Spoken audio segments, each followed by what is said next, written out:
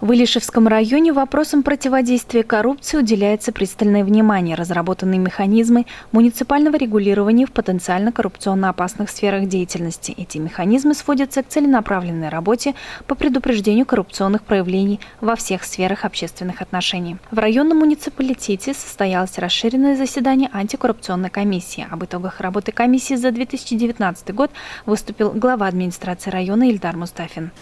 Нам необходимо строго придерживаться требований федерального закона о том, что муниципальные служащие не вправе получать в связи с исполнением должностных обязанностей вознаграждения от физических и юридических лиц.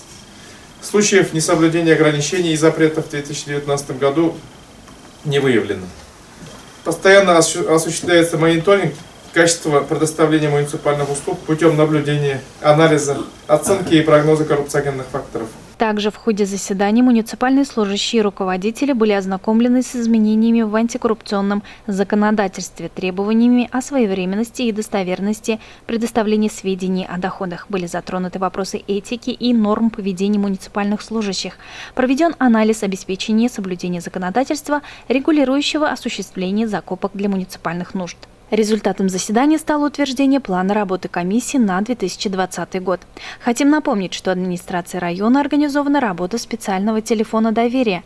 О фактах коррупциогенной направленности жители Илишевского района могут сообщить по номеру 5 18 10. Алина Хадимуллина, телерадиокомпания «Илиш».